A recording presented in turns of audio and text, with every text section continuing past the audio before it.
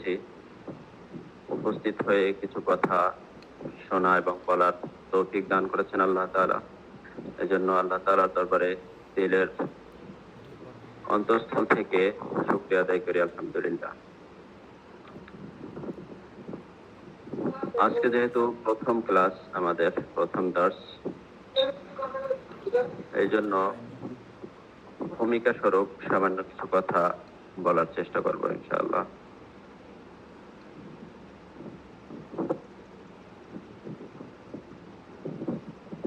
প্রথমে যে বিষয়টি আমাদের জেহেনে রাখা দরকার সেটা হলো আল্লাহ তাআলা আমাদেরকে এই পৃথিবীতে কেন পাঠিয়েছেন, কি উদ্দেশ্য নিয়ে আল্লাহ আমাদেরকে পাঠালেন। আল্লাহ তাআলা স্পষ্ট করে আমাদেরকে জানিয়ে দিয়েছেন তার কিতাবে, ওমা খালাকতুল জিন্না ওয়াল ইনসা ইল্লা লিয়াবুদুন, যে আমি জিন এবং মানুষকে সৃষ্টি করেছি ইল্লা লিয়াবুদুন, শুধুমাত্র আমার ইবাদত করার জন্য। তাহলে আমাদের সৃষ্টির দ্বারা আল্লাহ তাআলার উদ্দেশ্য হলো একমাত্র তার ইবাদত করা। তো আল্লাহর যেমন উদ্দেশ্য হলো একমাত্র তার ইবাদত করা খালেক হিসেবে, মাখলুক হিসেবেও আমাদেরও উদ্দেশ্য হওয়া দরকার, আমাদের জীবনেরও উদ্দেশ্য হওয়া দরকার একমাত্র তার ইবাদত করা। সুতরাং খালেক হিসাবে আল্লাহ তাআলার আমাদের সৃষ্টির উদ্দেশ্য হলো তার ইবাদত করা, মাখলুক হিসাবে আমাদের জীবনের উদ্দেশ্য হওয়া দরকার একমাত্র তার ইবাদত করা। সুতরাং আমাদের জীবনের নাসবুল আইন, মূল উদ্দেশ্য হওয়া উচিত আল্লাহ তাআলার ইবাদত। এই জন্যই আল্লাহ তাআলা আমাদেরকে সৃষ্টি করেছেন।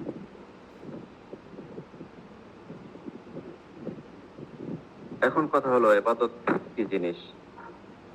আমরা তো সারাদিন ইবাদত করি না, 5 ওয়াক্ত নামাজ পড়ি, রোজা রাখি, রমজান, যাকাত দেই, হজ করি বছরে একবার, বাকি সারাদিন 24 ঘন্টার ভিতরে হয়তো 1 ঘন্টা নামাজে ইবাদতে কাটে, 1-1.5 ঘন্টা, বাকি সময়টা তো আমরা দুনিয়াবি কাজে ব্যয় করি। তাহলে আল্লাহ তাআলা যে বললেন যে আমাদেরকে ইবাদতের জন্য সৃষ্টি করেছেন, দেখা গেল 24 ঘন্টার 23 ঘন্টাই অন্য কাজে যাচ্ছে, 1 ঘন্টা ইবাদতে যাচ্ছে, তাহলে এটা কিভাবে বাস্তবায়ন হলো? এই জন্য আমাদেরকে ইবাদতের মূল বিষয়টা উপলব্ধি করা উচিত যে ইবাদত কাকে বলা হয়। আমরা সহজে বোঝার জন্য একটা উদাহরণ দিই। আমরা যখন মাদ্রাসায় পড়তে আসি তখন আমাদের উদ্দেশ্য থাকে পড়াশোনা করা, কিন্তু আমরা পড়াশোনা করি 24 ঘন্টার ভিতরে 7-8 ঘন্টা, বেশিরভাগ সময় অন্য কাজে কেটে যায়। তারপর আমরা বলি যে আমরা মাদ্রাসায় পড়াশোনার জন্যই এসেছি, অন্য কোনো কাজে না, ঘুমাইতে আসিনি, খেতে আসিনি, অজু ইস্তেঞ্জার জন্য, গল্প গুজবের জন্য আসিনি, শুধু পড়াশোনার জন্য এসেছি। তাহলে মূল মাকসাদ হলো পড়ালেখা, তার সহায়ক হিসাবে অন্য কাজগুলো করতে হয়। যখন কোনো ব্যক্তি তার পড়ালেখা ঠিক রেখে অন্য কাজগুলো করে তখন ওইগুলো পড়ালেখার অন্তর্ভুক্ত হয়ে যায়। ওস্তাদ তাকে বলে তুমি এতটুকু ঘুমাও, কেন? এই ঘুমটা তোমার পড়ালেখায় কাজে লাগবে। তুমি এতটুকু সময় বিশ্রাম নাও, এতটুকু সময় পায়চারি করো, বাতাসে হাঁটো, এতটুকু খাও, তাহলে এটা তোমার পড়ালেখায় কাজে লাগবে।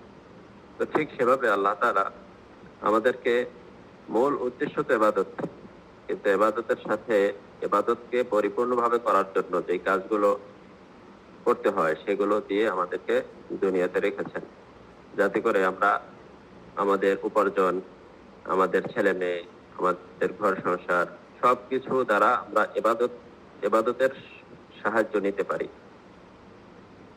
তখন এই সবগুলো ইবাদতে পরিণত হয়ে যাবে। এটা একটা বিষয়। আরেকটি বিষয় হলো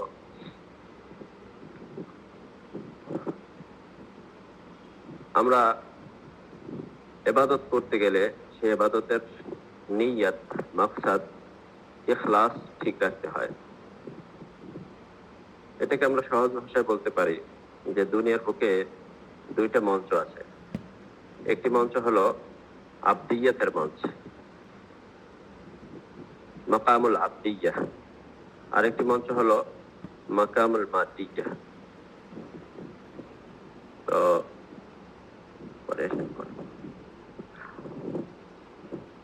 যখন মাকামুল আবদিয়া থেকে কোনো ব্যক্তি ইবাদত করে, অর্থাৎ আবদিয়াতের নিয়তি সে নামাজ পড়ছে, তখন তার নামাজটা ইবাদতে পরিণত হয়। আর মাদিয়াত বস্তুবাদের দৃষ্টিতে কোনো ব্যক্তি যদি নামাজ পড়ে, অর্থাৎ তার উদ্দেশ্য ইবাদত না, তার উদ্দেশ্য হলো শরীর চর্চা করার জন্য সে নামাজ পড়ে, তার উদ্দেশ্য হলো সামনে সে ইলেকশন করবে, ভোটে দাঁড়াবে, যেন সে নামাজ পড়ে যাতে মানুষ তাকে ভোট দেয়, তাহলে এই নামাজটা তার ইবাদতে পরিণত হয় না। সেই জন্য ইবাদত যেগুলো খালেস ইবাদত আছে সেগুলোকেও আবদিয়াতের মাকাম থেকে করতে হয়, তখন সেটা ইবাদতে পরিণত হয়। খালেস ইবাদত গুলো যদি মাদিয়াতের জায়গা থেকে, বস্তুবাদের চিন্তা থেকে কেউ করে, ইখলাস না থাকে, নিয়ত সহি না থাকে, তাহলে সেগুলো ইবাদত হয় না, দুনিয়া হয়। তাহলে তার নামাজটা ইবাদত নয়, দুনিয়া। ঠিক এর উল্টো দিক, কোন ব্যক্তি যদি দুনিয়াবি কাজগুলো আবদিয়াতের জায়গা থেকে করে, মাকামুল আবদিয়া থেকে করে, যে সে দোকানদারি করছে, খেতে চাষ করছে, কেন করছে? সেটার দ্বারা ইবাদতের সহায়তা নিবে, সেটা দ্বারা তার বাচ্চা কাচ্চাকে খাওয়াবে, যাতে করে সব হয়, তার তার স্ত্রীর ভরণ পোষণ করবে, যাকাত দিবে, গরিব দুঃখীকে সহায়তা করবে। তাহলে এখানেও সে যদি তার আবদিয়াতের জায়গা থেকে দুনিয়াবি সব কাজগুলো করে, বিবাহ শাদী থেকে সবকিছু, তাহলে তার এটা ইবাদত পরিণত হয়, কুরবাতে পরিণত হয়ে যায়। আর যদি এই দুনিয়াবি কাজগুলো মাকামুল মাদিয়া, বস্তুতান্ত্রিক চিন্তা থেকে করে, তাহলে এগুলো ইবাদতে পরিণত হয় না, দুনিয়ায় থাকে। এজন্য আল্লাহ তাআলা আমাদেরকে সৃষ্টি করেছেন তার ইবাদতের জন্য। তো মাকামুল আবদিয়া, আবদিয়াতের মঞ্চ থেকে, আবদিয়াতের জায়গা থেকে যদি আমরা খালেস ইবাদত গুলো করি, নামাজ, রোজা, হজ, যাকাত, সেগুলো ইবাদত হবে। দুনিয়াগুলো যদি, দুনিয়াবি কাজগুলো যদি মাকামুল আবদিয়া থেকে করি, তাহলে সেগুলো কুরবাত, ইবাদত, আল্লাহ তাআলার আদেশ মান্য করা হিসেবে গণ্য হবে, ইবাদত হিসেবে গণ্য হয়ে যাবে। এই জন্য আমাদের দেখা উচিত যে আমরা খালেস ইবাদত গুলো এবং দুনিয়াবি কাজগুলো, এগুলোকে মাকামুল আবদিয়া থেকে করছি নাকি মাকামুল মাদিয়া থেকে করছি। তো আমাদের প্রত্যেকের নিজের দিকে তাকানো উচিত, নিজের কলবের দিকে তাকানো উচিত। আমি আমার কলবের দিকে তাকাই, আপনি আপনার কলবের দিকে তাকান, যে আমরা দুই ধরনের কাজ, তো একটা হলো খালেস ইবাদত আর একটা হলো দুনিয়াবি কাজ। তো খালেস ইবাদত গুলো আমরা মাকামুল আবদিয়া থেকে করছি নাকি মাকামুল মাদিয়া থেকে করছি। দুনিয়াবি কাজগুলো মাকামুল আবদিয়া থেকে করছি নাকি মাকামুল মাদিয়া থেকে করছি। এগুলো আমাদের প্রত্যেকটা কাজের সময় নিজের অন্তরকে জিজ্ঞাসা করা দরকার। ইস্তাফতি কলবাক ওয়াইন আফতাকাল ওয়ালাউ আফতাকাল মুফতুন। নিজের অন্তরকে জিজ্ঞাসা করা দরকার যে আমরা কোত্থেকে করছি কাজগুলো।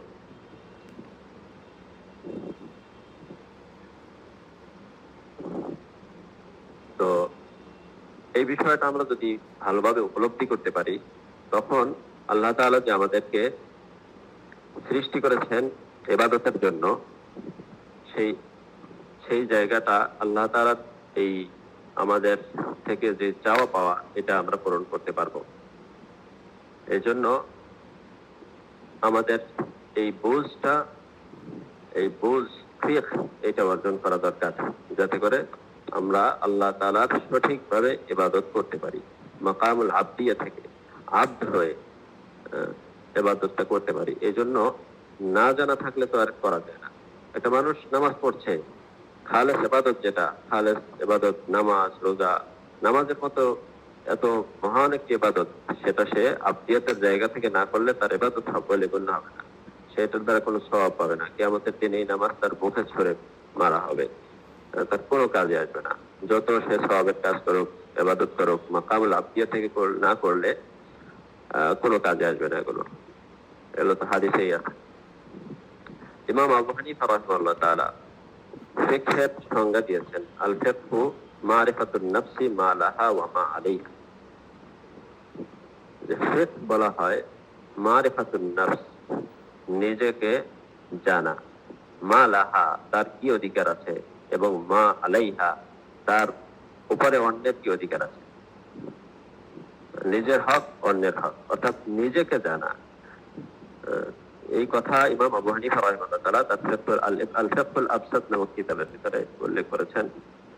এই কথার পরে ইমাম আবু হানিফা রাহিমাহুল্লাহ তাআলা বলেছেন, ওয়ালা আন ইয়াতাফাক্কাহা আর-রাজুলু কাইফা ইয়াবুদু রাব্বাহু খায়রুন লাহু মিন আন ইয়াজমাআল ইলমাল কাসীর। যে কোন ব্যক্তি জন্য ওয়ালা আন ইয়াতাফাক্কাহা আর-রাজুলু কাইফা ইয়াবুদু রাব্বাহু, কোন ব্যক্তি তার রবের ইবাদত কিভাবে করবে এই বিষয়ে বুঝ অর্জন করা, ফিক অর্জন করা, এটা তার জন্য খায়রুন লাহু অনেক উত্তম। কিসের থেকে? মিন আন ইয়াজমাআল ইলমাল কাসীর, অনেক জ্ঞান অর্জন করা থেকে। তাহলে ইমাম আবু হানিফা রাহিমাহুল্লাহ তাআলা ফিকহের তারিফ করলেন, সংজ্ঞা দিলেন যে নিজে কি করবে, নিজের উপরে অন্যের কি হক আছে এবং অন্যের উপরে নিজের কি হক আছে। এই অন্যের ভিতরে সেটা রব হইতে পারে, আল্লাহ হইতে পারে, এবং বান্দার হক হইতে পারে, আল্লাহর হক হইতে পারে, বান্দার হক হইতে পারে। তাহলে নিজের উপরে অন্যের কি হক, অন্যের কাছে নিজের কি হক, এটা জানা, এটা কি ফিক বলা হয়। এবং তিনি সাথে সাথে বললেন যে মানুষের জন্য আল্লাহর ইবাদত কিভাবে করবে সেটা জানা তার জন্য অনেক ইলম জমা করা থেকে অনেক উত্তম। তাহলে ফিকহের মূল মাকসাদ ইমাম আবু হানিফা রাহিমাহুল্লাহ তাআলা তার এই বক্তব্যের ভিতরে দেখিয়ে দিয়েছেন যে মূল মাকসাদ হলো কাইফা ইয়াবুদু রাব্বাহু, সে তার রবের ইবাদত কিভাবে করবে। আল্লাহ তাআলা আমাদেরকে যেই কারণে সৃষ্টি করেছিলেন ইবাদতের জন্য, ইল্লা লিয়াবুদুন, শুধুমাত্র ইবাদতের জন্যই, সেই ইবাদতটা আমরা পুঙ্খানুপুঙ্খভাবে কিভাবে করব সেই ইলমটা অর্জন করাই একটা মানুষের জন্য সবচেয়ে গুরুত্বপূর্ণ কাজ। আর এইটাকে ইমাম আবু হানিফা রাহিমাহুল্লাহ তাআলা ফিকহ বলেছেন। তাহলে ফিকহ হলো একজন মানুষ তার জীবনের সবকিছু, নিজে কি তার জীবনের পুরোটাকে সে বুঝবে যে কিভাবে তার জীবনের প্রত্যেকটা মারহালায়, প্রত্যেকটা স্তরে, প্রত্যেকটা জায়গায়, হাঁটায় চলায়, কথায় বলায়, সব জায়গায় সে কিভাবে তার রবের ইবাদত করবে, রবের কথা মতো চলবে, সেটাকে পুঙ্খানুপুঙ্খানুভাবে বোঝা, এটাই ফিকহ ইমাম আবু হানিফা রাহিমাহুল্লাহ তাআলা বলেছেন। আমরা যে ফিকহ অর্জন করার জন্য এসেছি আজকে এখানে, এই ফিকহ ইমাম আবু হানিফা রাহমাতুল্লাহ আলাইহির নিকটে এই একজন মানুষের জীবনের পুরো অংশটাকেই বোঝায়। এজন্য আমাদের সবচেয়ে গুরুত্বপূর্ণ বিষয় হলো কাইফা ইয়াবুদু রাব্বাহু, একজন মানুষ তার রবের ইবাদত কিভাবে করবে সেটা বোঝা। আমি একটি আয়াত তেলাওয়াত করেছিলাম, ওয়াত্তাবিউ সাবিলা মান আনাবা ইলাইয়া। আল্লাহ তাআলা আমাদের থেকে চাচ্ছেন যে ওয়াত্তাবিউ সাবিলা মান আনাবা ইলাইয়া, যে ব্যক্তি আল্লাহর কাছে ইনাবত করেছে, আল্লাহর দিকে ঝুঁকেছে, তার ইত্তেবা করার জন্য আল্লাহ তাআলা বলেছেন। সূরা ফাতিহার ভিতরে আল্লাহ তাআলা আমাদেরকে প্রতিদিন প্রতি রাকাতে সূরা ফাতিহা পড়ার নির্দেশ দিয়েছেন, ইহদিনাস সিরাতাল মুস্তাকিম, যে তোমরা সিরাতে মুস্তাকিম। আল্লাহ তাআলার কাছে আমাদেরকে দোয়া শিখিয়েছেন যে আল্লাহ আমাদেরকে সিরাতে মুস্তাকিম, সরল পথের চালান, পথ দেখান। কাদের পথ? সিরাতাল্লাযিনা আন'আমতা আলাইহিম, ওই সমস্ত ব্যক্তিদের পথ যাদের উপরে আপনি নিয়ামত দান করেছেন। তারা কারা? আম্বিয়া, শুহাদা, সিদ্দিকিন, শুহাদা এবং সালিহিন, এই জামাত মুনআম আলাইহিম, তাদের পথে চলার জন্য আল্লাহ তাআলা আমাদেরকে নির্দেশ দিয়েছেন। গায়রিল মাগদুবি আলাইহিম ওয়ালাদ-দাল্লিন, মাগদুব আলাইহিম ইহুদি এবং নাসারা, তাদের পথে চলার জন্য, চলা থেকে বিরত থাকার জন্য আল্লাহ তাআলা বলেছেন, আমাদেরকে দোয়া শিখাচ্ছেন যে তাদের পথে তোমরা চলো না। তো মুনআম আলাইহিম, আল্লাযিনা আন'আমতা আলাইহিম, সিরাতাল্লাযিনা আন'আমতা আলাইহিম, আন'আমতা আলাইহিম, মুনআম আলাইহিম, যাদেরকে আল্লাহ তাআলা নিয়ামত দান করেছেন তারা, এবং মাগদুব আলাইহিম আর দাল্লিন, এই দুই জামাতের ভিতরে পার্থক্য কি? আল্লাহ এক জামাতের অনুসরণ করতে আমাদেরকে বলেছেন, আর এক জামাতের অনুসরণ করা থেকে বিরত থাকতে বলেছেন, দোয়া শিখিয়েছেন আল্লাহ তাআলা। এর পার্থক্য বোঝার জন্য আমাদেরকে দেখতে হবে যে আম্বিয়া, সিদ্দিকিন, শুহাদা, সালিহিন তারা কোন পথে চলেছেন, আর ইহুদি এবং নাসারা মাগদুব আলাইহিম এবং দাল্লিন তারা কোন পথে চলেছে। কোরআনে বারবার আমাদেরকে ইহুদি এবং নাসারাদের বিভিন্ন ঘটনা, তাদের বিভিন্ন কাহিনী বারবার শোনাচ্ছেন। বনী ইসরায়েলের কথা এত বেশি এসেছে কোরআনে যে অন্য কোনো কথা, অন্য কোনো ঘটনা এত বেশি আসে নাই। তার কারণ আল্লাহ তাআলা বনী ইসরায়েলের পরিচয় আমাদের কাছে ব্যক্ত করেছেন যে কোন কারণে বনী ইসরায়েলরা আল্লাহর কাছে মাগদুব আলাইহি হয়েছে, সেই কারণগুলো থেকে যেন আমরা বেঁচে থাকি। আমরা যদি বনী ইসরায়েলের আলেমদের দিকে তাকাই, তাহলে আল্লাহ তাআলা তাদের পরিচয় বিভিন্ন আয়াতে দিয়েছেন।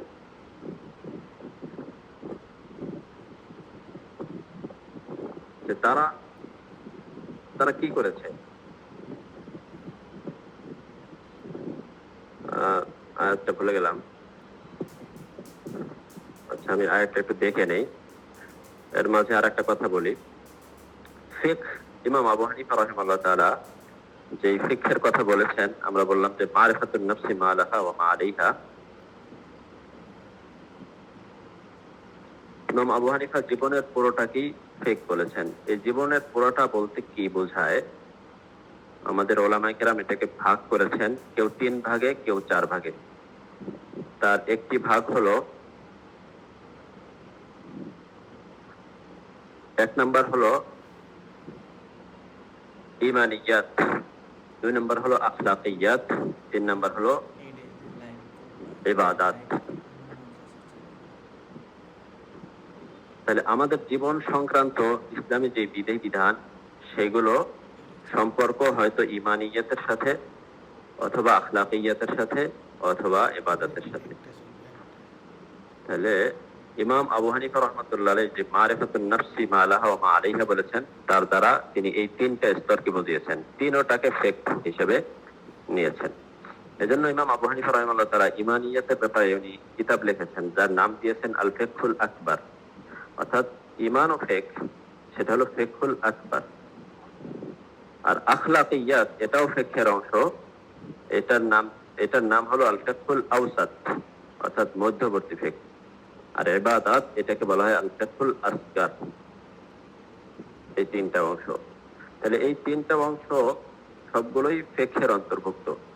পরবর্তী সময়ে যেহেতু ইলম বিভিন্ন ভাগে ভাগে বিভক্ত হয়ে গিয়েছে, এজন্য ইমানিয়াত এটাকে ইলমুল আকীদা নামে নামকরণ করে আলাদা এটার জন্য কিতাব রচনা করা হয়েছে, আলাদা গবেষণা করা হয়েছে, এটার জন্য আলাদা বিভাগ খোলা হয়েছে। আখলাকিয়াত, এটাও আলাদা করা হয়েছে, ইলমুত তাসাউফ নামে এটা সংকলিত হয়েছে। এটা চর্চা করার জন্য এক জামাত মানুষ দাঁড়িয়ে গিয়েছে।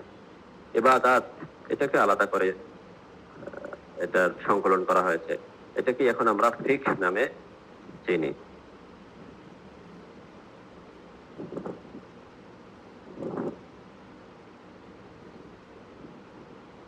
এই 3টা অংশকেই শুরুর জমানায় ফিকহ বলা হতো।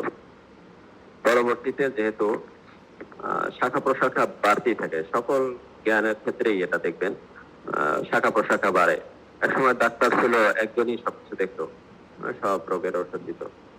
এখন বিভিন্ন ভাগে বিভক্ত হয়ে গিয়েছে, কেউ নাক কান গলা বিশেষজ্ঞ, কেউ এক একজনে করে। এই জন্য ইলম যত বিস্তৃত হয় তত বিভাজন বাড়ে। সেভাবে ফিকহের ভিতরেও বিভাজন হয়ে গিয়েছে। পরবর্তীতে আল ফিকহুল আসগার, যেটা শুধু ইবাদত, সেটাকে ফিকহ করে নামকরণ করা হয়েছে।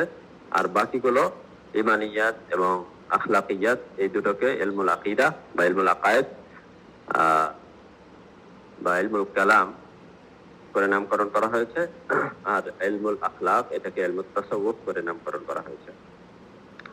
তাহলে আমরা বুঝতে পারলাম ইমাম আবু হানিফা রাহমাতুল্লাহ আলাইহির কথা থেকে যে ফিকহ হলো শুধু নামাজ, রোজা কিংবা মুআমালাত সংক্রান্ত, ব্যাংকিং, তারপরে ইজারা, বুয়ু, এগুলো শুধু ফিকহের অন্তর্ভুক্ত না, বরং ফিকহের অন্তর্ভুক্ত একটা মানুষের গোটা জীবন। তার জীবনের সাথে যা যা সম্পৃক্ত আছে সবকিছুই শিক্ষার অন্তর্ভুক্ত হবে। এজন্য আমরা যে ফিক শিখতে এসেছি, সেই ফিক শেখার উদ্দেশ্যটা কি?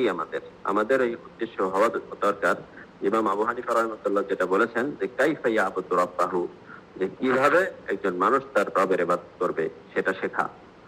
এটা অনেক ভালো। সুতরাং আমাদেরও ফিক শেখার উদ্দেশ্য এটা হওয়া উচিত যে আমরা কিভাবে আমার রবের ইবাদত করব, কত উত্তম তরিকায়, কত উত্তম নমুনায় আমি আমার রবের ইবাদত করতে পারি। আমার জীবনের পুরোটা জীবন মিলিয়ে, সেটা আকীদার ক্ষেত্রে হোক, সেটা আমার চিন্তার ক্ষেত্রে হোক, সেটা আমার আখলাকিয়াতের ক্ষেত্রে হোক, আরেকজনের সাথে লেনদেনের ক্ষেত্রে হোক, আমার ইবাদতে মাহজা যেগুলো আছে সেগুলোর ক্ষেত্রে হোক, সর্বক্ষেত্রে যেন আমরা আল্লাহ তাআলার ইবাদত করতে পারি এবং পরিপূর্ণভাবে করতে পারি, সেই উদ্দেশ্য নিয়েই আমাদের ফিক শেখা উচিত। আচ্ছা, একটা কথা বললাম, আর যে আয়াতটা ভুলে গিয়েছিলাম সে আয়াতটা বের করেছি আমি, এটা বলছি। আউযু বিল্লাহি মিনাশ শাইতানির রাজীম। আলাম ইয়ানি লিল্লাযীনা আমানু আন তাখশা কুলুবুহুম লিযিকরিল্লাহ ওয়া মা নাযালা মিনাল হক ওয়া লা ইয়াকুনু কাল্লাযীনা উতুল কিতাবা মিন ক্বাবলু ফাতালা আলাইহিমুল আমাদু ফাকাসাত কুলুবুহুম ওয়া কাসীরুম মিনহুম ফাসিকুন। আল্লাহ তাআলা বলছেন যে আলাম ইয়ানি লিল্লাযীনা আমানু, যারা ঈমান এনেছে, ঈমানদার, তাদের কি এখনো সময় হয়নি যে আন তাখশা কুলুবুহুম লিযিকরিল্লাহ, তাদের অন্তরসমূহ আল্লাহর স্মরণে, আল্লাহর জিকিরে ভীত কম্পিত হবে, প্রকম্পিত হবে। ওমা নাযালা মিনাল হক, এবং যে সত্য অবতীর্ণ হয়েছে তাদের কাছে সেই সত্য শুনে, অর্থাৎ কোরআন শুনে তাদের অন্তর প্রকম্পিত হবে, ভীত হবে। এবং সাথে সাথে ওয়ালা ইয়াকুনু কাল্লাযীনা উতুল কিতাবা মিন ক্বাবলু, এবং তারা তাদের মতো হবে না যাদেরকে ইতিপূর্বে কিতাব দেওয়া হয়েছিল, অর্থাৎ আহলে কিতাব, বনী ইসরাইল, ইহুদি নাসারা। তাহলে ইতিপূর্বে যাদেরকে কিতাব দেওয়া হয়েছিল তাদের মতো তারা হবে না। তাদের কি অবস্থা হয়েছিল? ফাতালা আলাইহিমুল আমাদু, তাদেরকে কিতাব দেওয়ার পরে লম্বা সময় পার হয়ে গিয়েছিল, ফলে ফাকাসাত কুলুবুহুম, তাদের অন্তর কঠোর হয়ে গিয়েছিল, কঠিন হয়ে গিয়েছিল। তো তাদের অন্তরসমূহ কঠিন হয়ে গিয়েছিল। আল্লাহ তাআলা আমাদেরকে স্মরণ করিয়ে দিচ্ছেন যে বনী ইসরাইলের ওলামাদের অবস্থা এই হয়ে গিয়েছিল যে তাদেরকে তো কিতাব দেওয়া হয়েছিল কিন্তু তাদের অন্তর কঠিন হয়ে গিয়েছিল। আল্লাহ তাআলা আমাদেরকে বলছেন যে তোমাদের অন্তর যেন তাদের মতো না হয়ে যায়। এজন্য আল্লাহ তাআলা আমাদেরকে সতর্ক করছেন।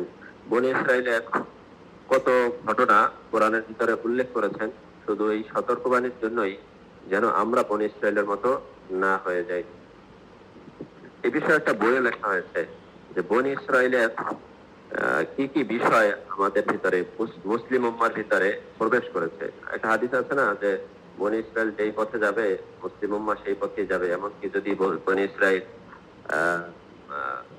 গুইসাবের গর্তে প্রবেশ করে তাহলে এই উম্মত গুইসাবের গর্তে তাদের পেছনে পেছনে প্রবেশ করবে, অর্থাৎ তাদের পুঙ্খানুপুঙ্খ অনুসরণ করবে। তো এটা কতটুকু পর্যন্ত আমরা তাদের অনুসরণ করছি এই বিষয়ে বাংলাতে একটা বই বের হয়েছে। বইটার নাম হলো, বইটার নামটা জেনে আসতেছে না, পরে এক সময় বলবো ইনশাআল্লাহ। আজকে আসলে জানা ছিল না আমার যে এই সময় আপনাদের সাথে কথা বলতে হবে, আমাকে কিছুক্ষণ আগে জানানো হয়েছে, জন্য বইয়ের নাম দেখে আসতে পারিনি। যা উপস্থিত যেখানে আসছে সেগুলো বলছি আর কি। তো আল্লাহ তাআলা আমাদের থেকে যেটা চাচ্ছেন সেটা হলো আমরা যেন আল্লাহ তাআলার ইবাদত করি, এবং সেই ইবাদতটা কিভাবে হওয়া দরকার, কিভাবে কাজটা করলে ইবাদত হবে আর কিভাবে করলে ইবাদত হবে না, সেটা আমার দুনিয়াবী কাজ হোক, সেটা আমার উখরাবী কাজ হোক, সেটা শেখার নামই হলো ফিকহ। এটা নিয়েই এতক্ষণ পর্যন্ত আমি সংক্ষিপ্ত আলোচনা করলাম। তো আমাদের ফিকহ শেখার উদ্দেশ্য এটাই হওয়া উচিত যে আমরা কিভাবে আল্লাহ তাআলার ইবাদত করব, কত সুন্দরভাবে আমরা আল্লাহ তাআলার ইবাদত করতে পারি, সেটাই আমাদের জীবনের মাকসাদ হওয়া উচিত।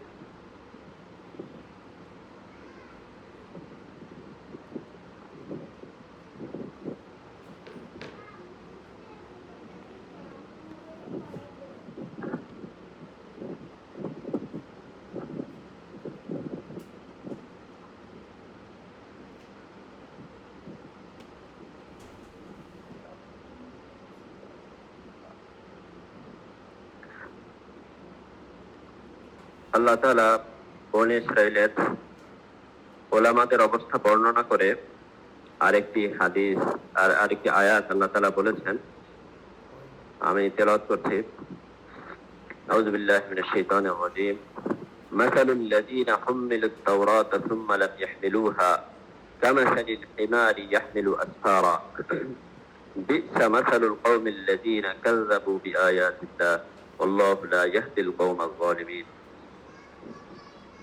আল্লাহ তাআলা বলছেন, মাসালুল লাযীনা হুম্মিলুত তাওরাতা, যাদেরকে তাওরাত গ্রহণ করানো হয়েছিল তাদের দৃষ্টান্ত, সুম্মা লাম ইয়াহমিলুহা, তাদেরকে তো তাওরাত হুম্মিলুত তাওরাতা সুম্মা লাম ইয়াহমিলুহা, তাওরাত গ্রহণ করানো হয়েছিল, তাদেরকে তাওরাত দেওয়া হয়েছিল, কিন্তু তারা লাম ইয়াহমিলুহা, তাওরাত গ্রহণ করে নাই। তাদের অবস্থা কি? তাদের দৃষ্টান্ত আল্লাহ দিচ্ছেন, কামাসালিল হিমারি ইয়াহমিলু আসফারা, ওই গাধার ন্যায় যে পিঠে অনেক বইপত্র বহন করছে। ওই গাধা যেমন পিঠে বইপত্র বহন করছে, কিন্তু তার ভিতরে সে জানে না কি আছে, তার কোনো উপকার নেই এতে। বনী ইসরাইলের ওলামাদের অবস্থাও তাই হয়ে গিয়েছিল, যে আল্লাহ তাআলা তো হুম্মিলুত তাওরাত, তাদেরকে তাওরাত দিয়েছিলেন, কিন্তু সুম্মা লাম ইয়াহমিলুহা, তারা গ্রহণ করে নাই। তো তারা গ্রহণ করে নাই কিভাবে? তারা তাওরাত অনুযায়ী নিজেদের জীবনকে সাজায় নেয়। তারা তো ওলামা ছিল, ওলামাদের কথাই বলা হচ্ছে, কিন্তু সেই ওলামারা তারা জবানে, তাদের ইলম জবানে ছিল, কিন্তু তাদের অবস্থা পরিবর্তন হয় নাই। তাওরাতে যে হুকুম দেওয়া হয়েছে সেই হুকুম অনুযায়ী তাদের রং, তাওরাতের রঙে সে রঙিন হতে পারে না। একটা বস্তুকে আপনি যদি লাল রং করেন, সেই রংটা যদি ওই বস্তুর রন্ধ্রে রন্ধ্রে পৌঁছে যায়, তখন ওই বস্তুটা লাল হয়, তখন ওই বস্তুটাকে বলা হয় যে লাল। যদি আমরা একটা কাপড়কে লাল রঙে রঙিন করি, লাল কাপড় বলবো আমরা তখন।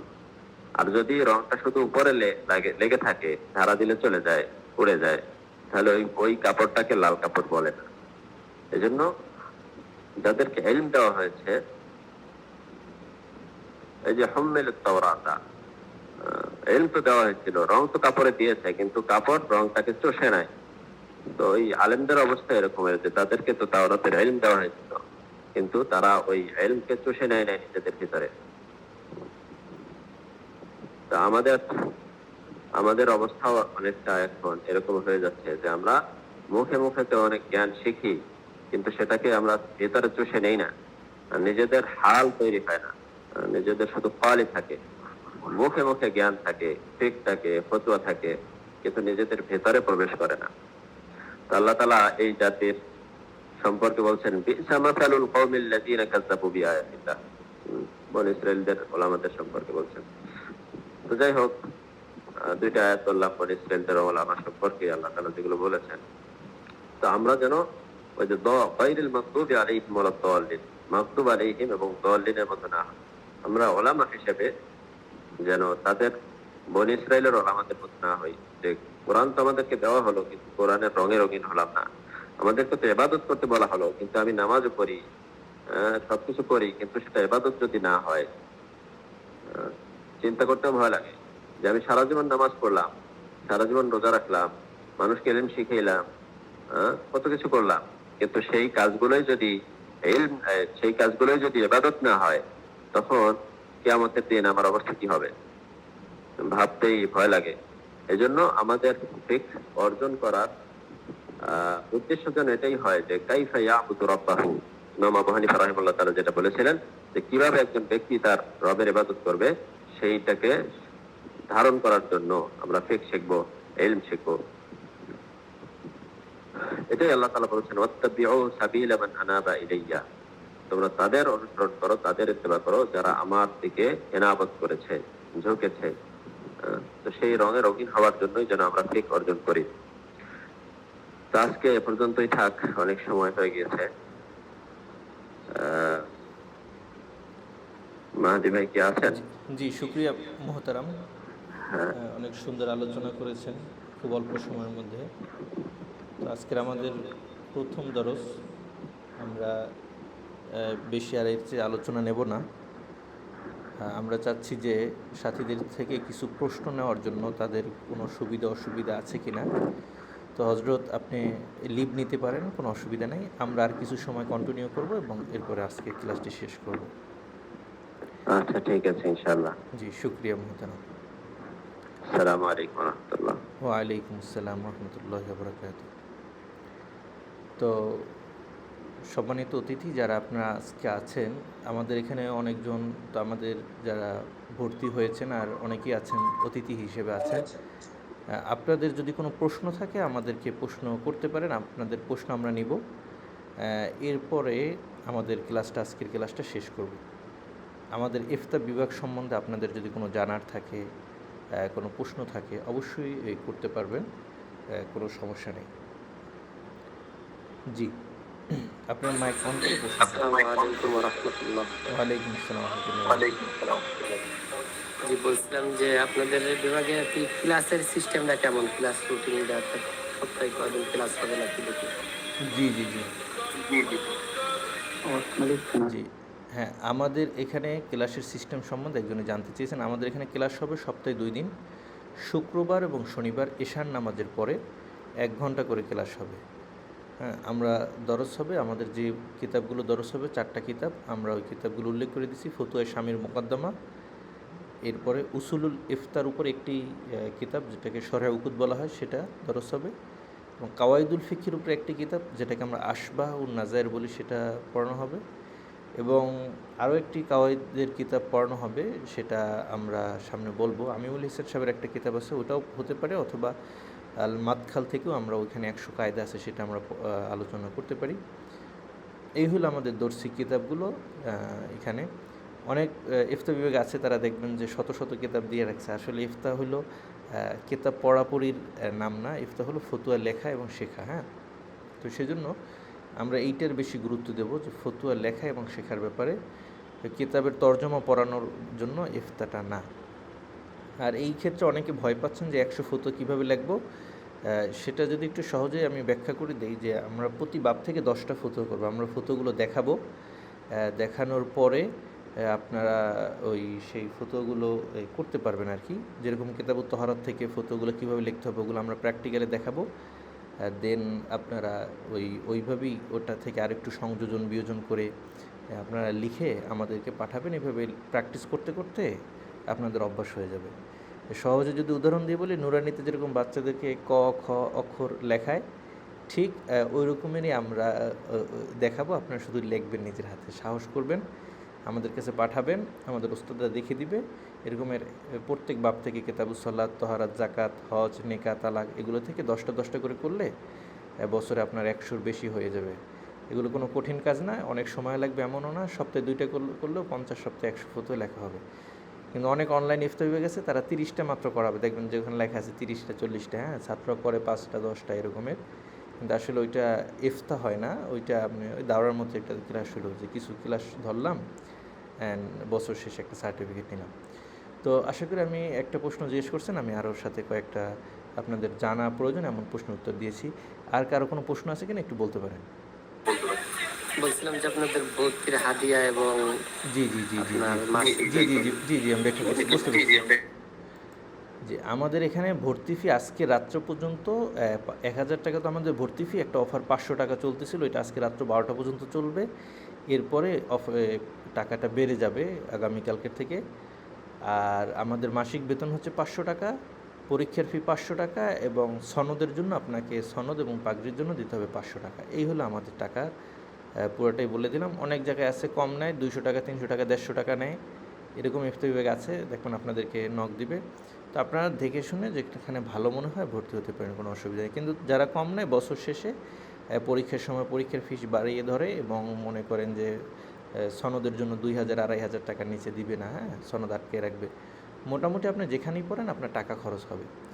তো আমরা একটা সমান্তরাল ভাবে রেখেছি, বেশিও নিচ্ছি না। কিন্তু আমাদের এখানে ওস্তাদদের কোয়ালিটি ভালো, সকল ওস্তাদরাই এখানে যারা পড়াবেন ওনারা দাওরা হাদিসে পড়ান এই রকমের ওস্তাদ, অথবা ওনারা ইফতা পড়ান।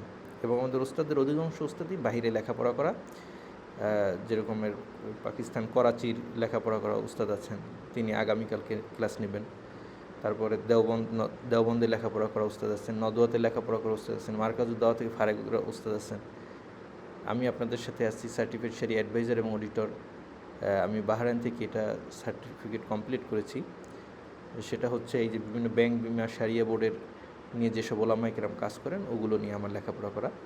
আমরা আপনাদের সার্বিক সহযোগিতার জন্য আমরা যতটুকু পারি চেষ্টা করব। তো আপনারা ক্লাস করলে অবশ্যই উপকৃত হবেন। আমাদের ক্লাস খুবই কম, সপ্তাহে 2 দিন ক্লাস।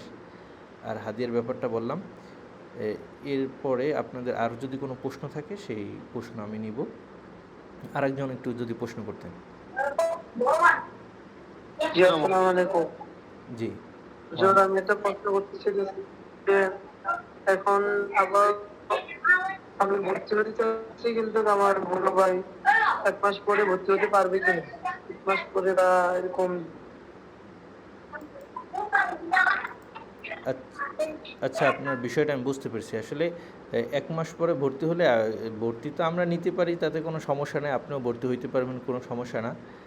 কিন্তু কথা হচ্ছে যে আপনি যদি লেটে ভর্তি হন, আপনি শুরু থেকে যদি ক্লাসগুলো না করেন, রপ্ত যদি ছুটে যায়, তখন আপনার ফতুয়া দিতে কষ্ট হবে বা ফতুয়া লিখতে কষ্ট হবে। এই জন্য আমরা বলবো আপনার শুরু থেকে ভর্তি হয়ে যান। আমরা অনেকে শুধু প্রথম মাসের বেতন কেউ যদি নাও দিতে পারে শুরুতে, হয়তো বা 2-4 দিন হাতে সময় চায়, তাও আমরা অনেককেই দিয়েছি। শুরুতে দিয়েছিলাম না, শুধু ভর্তির টাকাটা নিয়েও অনেককে ক্লাস করার সুযোগ দিয়েছি। আমাদের থেকে আমরা যতটুকু পারি আমরা করি, কিন্তু আপনাদের থেকে আমরা চাই আপনারা রীতিমতো ক্লাসে আসেন এবং ক্লাসগুলো করেন। একজনে জিজ্ঞেস করছে আপনাদের প্রতিষ্ঠানের বয়স কত? হ্যাঁ, লিখে দিয়েছিল প্রশ্নটা।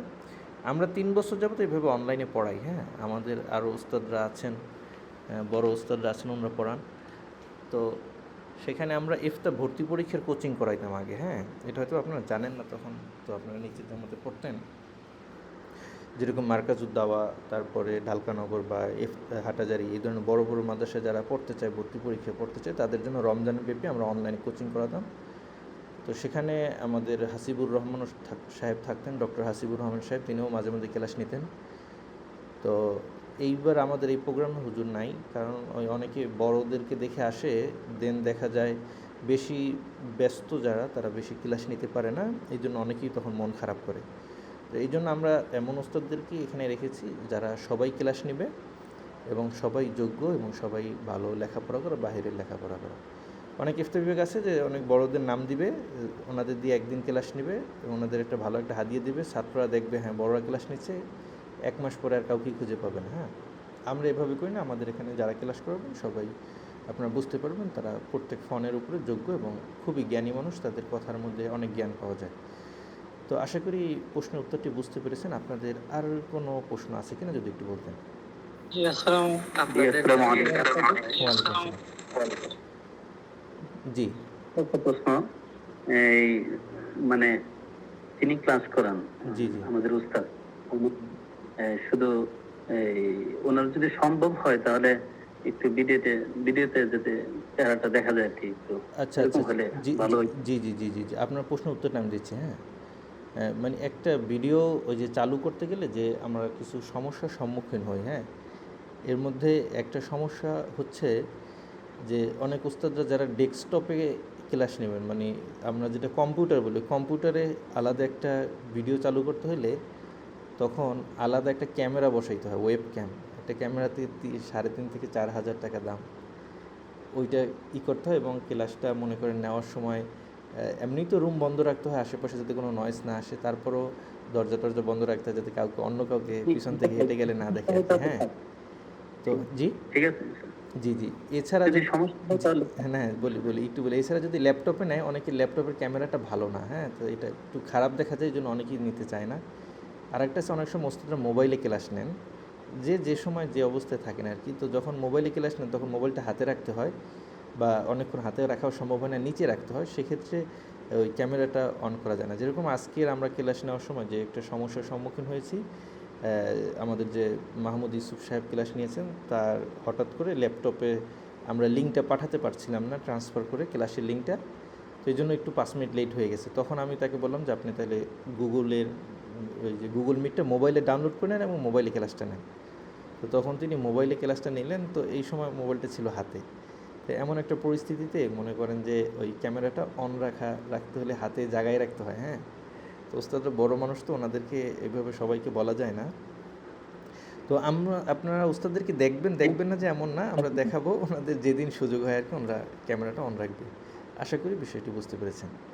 হ্যাঁ, জি, আসসালামু আলাইকুম জি রহমতুল্লাহি ওয়া বারাকাতুহু। আমার ছোট্ট একটা প্রশ্ন জি ছিল জি জি উস্তাদ জি জি। জি জি অবশ্যই। ওই যে আপনি বললেন যে আমাদের এখানে বেশ তামরিন হবে প্রত্যেকটা বাপ থেকে 10টা করে। জি জি এখন 10টা বাপ সম্ভবত খুতবা শব্দ বলেন। এটা কি খুতবা নাকি মানে সরাসরি মাসালা? খুতবা বলতে যেমন আমরা খুতবা তো বুঝি যে আলহামদুলিল্লাহ রাব্বিল আলামিন মুকদ্দমা যেটা। এটা তো মানে বিষয়টা একটু ক্লিয়ার হতে চাচ্ছিলাম আরকি। আচ্ছা আচ্ছা আচ্ছা, বুঝতে পেরেছি বুঝতে পেরেছি, সমস্যা নেই। আপনি যে প্রশ্ন করেছেন, আমরা ফতুয়ার মনে করেন যে আমরা এই সামনে কোরবানি আসতেছে, হ্যাঁ, কোরবানির ব্যাপারে আমরা অনেকগুলো ফতো পড়ব, কেমন? আপনাদেরকে আমরা দেখাবো এই যে ফতোগুলো কীভাবে উত্তর দিল, কীভাবে দিল, আমরা ফতুয়ার কিতাবগুলো খুলে আপনাকে দেখাবো, হ্যাঁ। তো দেন আপনি মনে করেন যে আপনাদেরকে আমরা 10টা 20টা 30টা ফতুয়া কীভাবে লেখা হইলো, কোন দলিলের ভিত্তিতে তারা উত্তরটা লেখলো, এগুলো আমরা দেখালাম। তো এরপরে আপনার কাজ হলো এখান থেকে বাছাই করে মনে করেন কিতাবুত মানে তহারাতের মধ্যে 100 ফতুয়া আছে লেখা, হ্যাঁ, যে কোনো ফতুর কিতাব খুললে দেখবেন এগুলোর মধ্যে 100 200 500 1000 ফতুয়া লেখা আছে। এখান থেকে আমরা মনে করেন প্র্যাকটিস হিসাবে বেছে বেছে, হ্যাঁ, 20টা 50টা ফতুয়া আপনাদেরকে দেখাই দিলাম। আচ্ছা তো বাকিটা আপনারা নিজেরা করে নেবেন, আপনার পছন্দ মতো একটা ফটো আপনি যেটা ভালো লাগে নিজে লেখলেন, আর একটা ভালো লাগে সেটা লেখলেন, এইভাবে আর কি, হ্যাঁ। আশা করি বিষয়টা বুঝতে জি পেরেছি। হুজুর বুঝতে পেরেছি। এটা কোনো কঠিন নয়, যে বললাম না যে ওই যে মক্তবে যেরকমের ব্ল্যাকবোর্ডে ক লেখে আপনি ছোটো বাচ্চারা হাত দিয়ে ঘুরায়, ঠিক ইফতাটা এমনই ওই রকমের দেখে দেখে লিখতে হয় আর কি। নিজে ফতুয়া দেওয়া, নতুন একটা জাদিদ ফতুয়া দেওয়া, যেটা সত্যি কথা বলতে এই রকমের বাংলাদেশে মুফতি 10 জনের বেশি পাবেন না। মানে নতুন একটা বিষয় আসলে ওনারা সমাধান দেয় আর কি, হ্যাঁ। অধিকাংশ ফতুয়া হচ্ছে এটা হলো এই ধরনের ফতুয়া আগে গেছে ওইটা দেখেই সবাই ফতুয়া দেয়, কেমন? এই ধরনের ফতুয়া লেখা হয়েছে ওইটার উপরে দেখেই ভিত্তি করে সবাই ফতুয়া দেয়, হ্যাঁ। এগুলো আপনাদেরকে সামনে বললে বুঝতে পারবেন, এটা কোনো তেমন যে কঠিন কাজ এটা ওরকমের না। আপনাদের আর কারো কোনো প্রশ্ন থাকলে ইনশাল্লাহ নিব। আসসালামু আলাইকুম ওয়া রাহমাতুল্লাহ। জি, বলছিলাম যে আমাদের যারা ক্লাস নেবে বুঝছেন, তাদের নামের লিস্ট আপনাদের পেজে দিয়ে দিলে যে অমুক অমুক হুজুর ক্লাস নেবেন জি জি জি এরকম। জি জি জি জি বুঝতে পেরেছি। আমরা লিস্টটি দিয়ে দিছি এখানে, আমাদের কোন কোন ওস্তাদ করবে, আমাদের একটা ওয়েবসাইট আছে সেটাতে গিয়ে আপনারা দেখতে পারবেন। আর আমরা সব ওস্তাদদের লিস্টটি বা নাম আমরা দিতে পারবো না, কারণ সবাই অনেকেই আছে অনলাইনে ক্লাস করানো পছন্দ করেন না, বাদ বাকি আমাদের সাথে মহব্বত করেন বিদায় এইসব প্ল্যাটফর্মে আছেন আর কি। তো ওনারা যেদিন ক্লাস করবেন ওদিন আপনারা ওনাদেরকে পাবেন, হ্যাঁ। যেরকম অনেক বড় প্রতিষ্ঠানে ওস্তাদ আছেন, ওনারা যদি এইভাবে অনলাইনে ক্লাস করেন এটা ওনারা একটু পছন্দ করেন আর কি। বুঝিনি তো বর্তমান জমানায় অনলাইন ইফতাটা পচে গেছে, কারণ হলো যে আমাদের এখানে প্রায় 15-20 জন তারা এমন আসছে যে বলছে যে ভাই মোট কয় টাকা দেওয়া লাগবে বলেন, মানে কথার কোনো ভাষা ভালো না, হ্যাঁ। মানে সে টাকা দিয়ে একটা সার্টিফিকেট নেবে, আমরা এরকমের কাউকে নেই নাই। প্রায় 20-25 জন, 25 জন না 15-20 জনকে আমরা এইভাবে ফিরিয়ে দিয়েছি, তাদের কথা শুনে আমরা বলছি ভাই এইভাবে আমরা করি না। আমরাই যদি অসৎ হই তাহলে আমাদের কাছে যারা পড়বে তারা কীভাবে ভালো হবে? সে বছরে একদিনও ক্লাস করবে না, পরীক্ষা দিবে না, শুধু মোট কয় টাকা হয়েছে এটা দিয়ে দিবে আর একটা সার্টিফিকেট নেবে, এইটা আমরা করি না। এই ধরনের প্ল্যাটফর্মগুলোর কারণে সবার বদনাম হচ্ছে, কেমন? আপনারা যদি শিখেন ওস্তাদের সামনে বসলেও যেভাবে শেখা হবে, আর অনলাইনে ল্যাপটপের সামনে বসলেও ঠিকই সেভাবেই শেখা হবে। কিন্তু অনলাইনগুলো বদনাম কেন হলো? যেরকম দারাজ বদনাম হয়েছে 2 নম্বর প্রোডাক্ট দিয়া, এখন কেউ অনলাইনে দারাজে ভালো প্রোডাক্ট নিয়ে আপনি গেলেও মানুষে খারাপ বলবে, হ্যাঁ। ঠিক এই অনলাইন ইফতাগুলোর অবস্থা এমন হয়েছে, শুধু টাকার জন্য তারা ছাত্রদেরকে যত ইচ্ছা ছাড় দিয়ে রাখে, বছর শেষে টাকা পাই ওনারা সনদ দিয়ে দেয়। তো আমরা এইভাবে করি না। তো এই জন্য অনেক অনলাইনে অনেক ওস্তাদে আসতে চান না, অনেক সমস্যার কারণে। যেরকমের আপনাদেরকে যে বললাম যে ফতুয়া লিখে আমাদের কাছে পাঠাবেন, এইটা আপনি কয়টা ইফতার বিভাগে পাবেন? ওনারা শুধু পড়াই দিবে, হ্যাঁ, ফতুয়া দেখার কারো টাইম নেই। কারণ একটা ফতুয়া দেখার পর ওইটা সিগনেচার করা, আমরা আমাদের মাদ্রাসার প্যাডে আপনাদের থেকে সিগনেচার নেব। আমরা আর কিছুদিন পরে 1 মাস পরে আমাদের মাদ্রাসার প্যাডগুলো ছাপাবো, আপনারা আমাদের থেকে প্যাডগুলো সংগ্রহ করবেন। 100 ফতুয়া লেখার জন্য 100 প্যাড নিতে হবে, হয়তো বা এগুলো নিতে 400-500 টাকা লাগবে আর কি, যেটা খরচ পড়ে ওইটাই। তো ওইটা আপনারা কুরিয়ার করে নিয়ে যাবেন এবং ওখানে হাতেও লিখতে পারেন বা কম্পিউটার প্রিন্ট করেও দিতে পারেন। ফটোগুলো লিখে কিতাবুত তহারাতের যখন আপনার প্র্যাকটিস শেষ হয়ে গেল, তো আপনি ওই 5টা লেখেন বা 10টা লেখেন, যে কয়টা লিখেছেন আমাদেরকে কুরিয়ার করে দেবেন। আমরা সেগুলো দেখব, ভুল হলে সেটা ঠিক করে দেবো এবং এই মেইন কপিটা মাদ্রাসায় থাকবে। বছর শেষে আপনি এটার ফটোকপি নিয়ে যেতে পারবেন।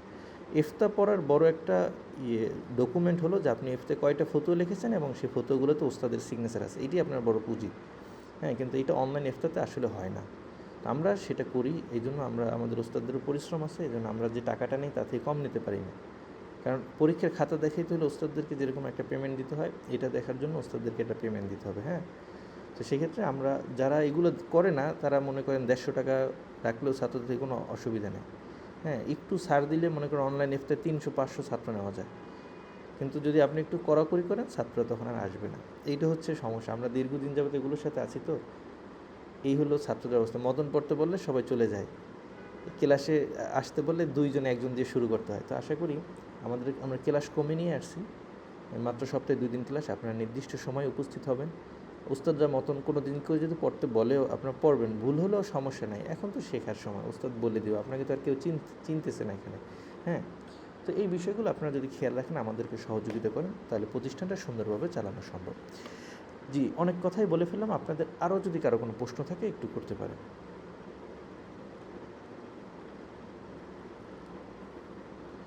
জি, প্রশ্ন করতে কোনো ভয় পাবেন না, বলবেন, প্রশ্ন করলে একটা পরিচয় একটা হবে। প্রশ্ন ছিল জি, বলতে, আমরা যখন দেখা যায় আমরা ওদের যে পড়াগুলো দেয়, কিভাবে আমরা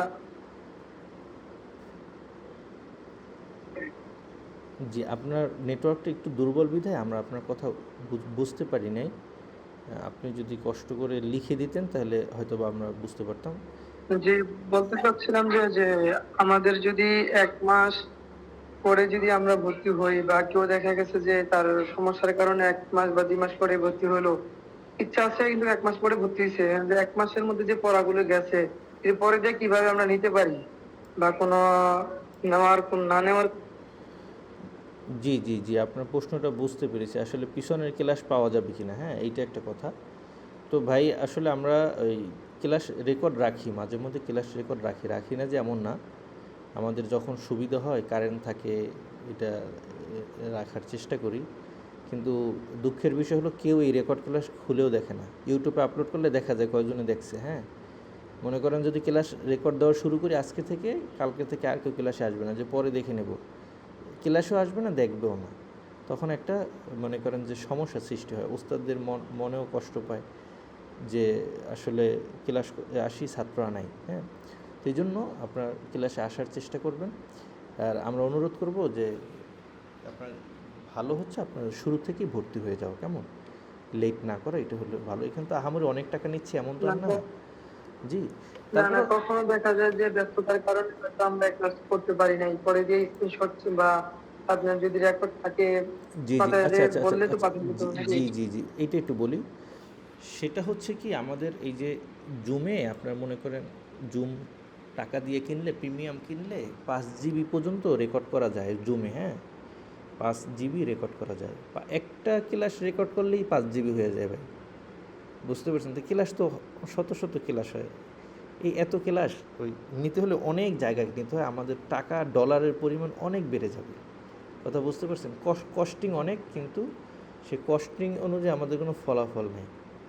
কথা বুঝতে পারছেন? তো এই জন্য আপনাদেরকে একটা সুযোগ আছে, সেটা হচ্ছে অনেক অনলাইন ইফতা বলেন বা অনলাইন ক্লাস বলেন, তারা একটা সিস্টেম চালু করে রাখে যে আপনারা কেউ রেকর্ড করতে পারবেন না, আপনারা ওখান থেকে যদি স্ক্রিন রেকর্ড দেন সেটা পারবেন না। এইটা অনেকে করে রাখি, কিন্তু আমরা এটা করি না। আমাদের ওস্তাদরা মাহের আছে, কোনো সমস্যা নেই, আমাদের ক্লাসে ওরকমের ভুল ত্রুটি বা ভুল আলোচনাও হয় না। আপনারা এটা রেকর্ড করে রাখতে পারবেন ব্যক্তিগতভাবে। মনে করেন আজকে আপনি ক্লাস করতে পারছেন না, আপনি স্ক্রিন রেকর্ডটা মোবাইলে দিয়ে আপনি রেকর্ড করে রাখলেন, দেখলেন যে ওটা 2 GB হয়ে গেছে, 2.5 GB। তো আপনি ওটা দেখার পরে আপনার মোবাইল থেকে ডিলিট করে দিলেন। আপনি এইভাবে তো আপনার জন্য তো 70, 80 বা 100, 150 ক্লাস এভাবে রেকর্ড করে রাখা আসলেই সম্ভব না, কারণ সবারই একটু লিমিট আছে। আমাদের কম্পিউটারে, ল্যাপটপে 250 GB থাকে, আমরা কয়টা রেকর্ড করে রাখতে, এগুলো রেকর্ড করা আবার ইউটিউবে আপলোড করা অনেক একটা সময়ের ব্যাপার এবং কষ্টের ব্যাপার। হ্যাঁ, এই জন্য আমরা এই রেকর্ড ক্লাস ওইভাবে রাখি না। তারপর কিছুদিন শুরুতে রাখবো, যেহেতু প্রথমে 1-2 মাস একটু অনেকেই ব্যস্ত আছেন চাকরি বাকরি নিয়ে, এই জন্য প্রথমে 1-2 মাস একটু আমরা এই সাপোর্টটা দেবো, এরপরে আর আমরা পারবো না। হ্যাঁ, যেটা সত্যি কথা বলতে সেটা বলে দিলাম। জি, আর কার কোনো যদি প্রশ্ন থাকে? স্ক্রিন রেকর্ডের সিস্টেম কি, মানে যদি কখনো জি, জি, জি, জি, বুঝতে পারছি। বলি। আপনাদের মোবাইলে, প্রত্যেকের মোবাইলে স্ক্রিন রেকর্ড করা যায়। ওইটা হলো মোবাইলের উপর দিয়ে টান দিলে কিছু ওই যে আছে না, যে টর্চ লাইটের ছবি, আরও কিছু ছবি আসে না, ওইখানে স্ক্রিন রেকর্ড লেখা আসবে, ওইটা আপনি যখন চাপ দিবেন ক্লিক করবেন তখন আপনার মোবাইলে এই যে জুম ক্লাসে যা আলোচনা হচ্ছে সব রেকর্ড হতে থাকবে। আপনি মোবাইলটা এক সাইডে রেখে একটু যেখানে সাউন্ড হয় না এরকম বাসায় এমন একটা জায়গায় রেখে আপনি ওইটা রেকর্ড করতে পারেন, কোনো অসুবিধা নেই। হ্যাঁ, এরপর আপনি ক্লাসটা দেখলেন, যতদিন রাখার মনে চায় রাখলেন, এরপর আবার আপনি ডিলিট করে দিলেন। আশা করি বিষয়টা বুঝতে পেরেছেন। একটু আপনাদেরও থেকেও একটু মানে কষ্ট করতে হবে। হ্যাঁ, আমরা তো কষ্ট করবই, সাথে আপনাদেরও একটু পরিশ্রম করতে হবে। জি, আপনাদের এছাড়া আর কোনো প্রশ্ন আছে কি না আমাদের ইফতার সম্বন্ধে জানার, বা আপনার যদি কোনো সম্পূরক প্রশ্ন হয় সেটাও করতে পারেন, বা যদি কোনো পরামর্শ থাকে যে হ্যাঁ এইরকমের হলে সুবিধা হয়, সেই পরামর্শ আমাদেরকে দিতে পারেন। আর একটা বিষয় বলে, আপনাদেরকে আজকের এখানে ক্লাসে ঢুকতে কারো কোনো অসুবিধা হয়েছে কি না, ঢুকতে গিয়ে সমস্যা ফেস করেছেন, এরকম শুনতে প্রবলেম হয়েছে বা এই ধরনের কোনো সমস্যা হলে আমাকে একটু বলতে পারেন।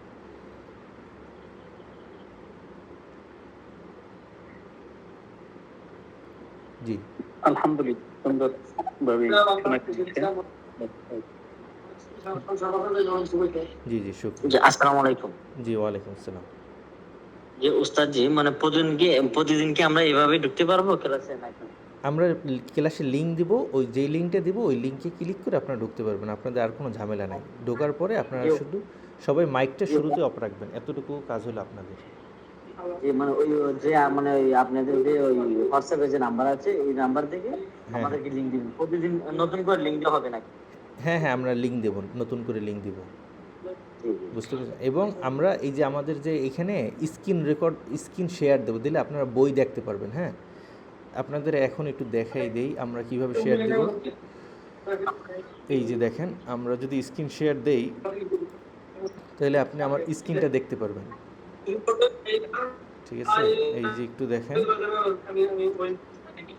আরেকটা প্রশ্ন ছিল উস্তাদ জি, যে আমরা মানে যে কিতাবগুলো হ্যাঁ আমাদের দরস হবে, আমরা এইগুলো কিতাবগুলো কি কোথায় কিনে নিব নাকি না এগুলো আমরা আচ্ছা ভিডিওতে আচ্ছা, আমরা পাবো? বলি আমরা যে ক্লাসগুলো হবে না সবগুলোর আমরা পিডিএফ দিয়ে দেবো। হ্যাঁ, সবগুলোর পিডিএফ আমরা দিয়ে দেবো, আপনারা ওই পিডিএফগুলো ডাউনলোড করে নেবেন এবং আমরা দেখাই দেবো কোথায় কোন কোন কিতাব কীভাবে পড়তে হয় এভাবে করবেন। আর যে কিতাবগুলো আছে সেগুলো কিনতে সর্বোচ্চ হয়তো বা আপনাদের 1000 থেকে 1200 টাকা যাবে। হ্যাঁ, ওই 1000-1200 টাকা যাবে, এগুলোর মাধ্যমে আপনারা কিনে নেবেন আর কি, বুঝতে পারছেন? সাধ্য অনুযায়ী কিনে নেবেন, 4টা কিতাব তো বেশি না। পিডিএফ নাকি না কিতাব? জি কিতাব কিনতে হবে? জি জি, কিতাব কিনতে হবে। হ্যাঁ, যে কোনগুলো কিতাব কিনতে হবে এটা একটু হোয়াটসঅ্যাপে, জি, কোনগুলো কিতাব কিনতে হবে একটু হোয়াটসঅ্যাপে একটু লিখে দিলে মানে হ্যাঁ হ্যাঁ, আমরা লিখে দিয়েছি ইতিমধ্যে, আবার দিব, কোনো সমস্যা নাই। গ্রুপে দিয়ে দেবো কোন কোন কিতাব কিনতে হবে, ওগুলো আপনারা কিনে নেবেন। আমার স্ক্রিনটা কি দেখতে পাচ্ছেন? এই যে আমার লেখাটাকে আমি যে মাউস নাড়াচ্ছি, দেখতে পাচ্ছেন? হ্যাঁ, আপনাদের মোবাইলে কি আমার একটা বই দেখতে পাচ্ছেন? এখন শোনেন, আমি আর একটু বলি, এই লেখাটাকে আরও যদি বড় করে দেখতে চান তাহলে আপনাদের মোবাইলটা একটু, এই লেখাটাকে যদি, জি, এই লেখাটাকে যদি আরও বড় করে দেখতে চান তাহলে আপনাদের একটা কাজ করতে হবে, সেটা হচ্ছে মোবাইলের মধ্যে একটা রোটেট আছে, রোটেট মানে মোবাইলকে কাত করা যায়, সেটা করতে হয়। আপনাদের মোবাইলের উপর থেকে টান দিলে দেখবেন যে একটা গোল চিহ্ন আছে, ওইটা যদি চাপ দেন এরপর আপনাদের স্ক্রিনটাকে বাঁকা করতে পারবেন। স্ক্রিনটা বাঁকা করলে তখন আপনারা আরও স্পষ্টভাবে দেখতে পারবেন। আমি কি বিষয়টা বুঝাইতে পেরেছি আপনাদেরকে?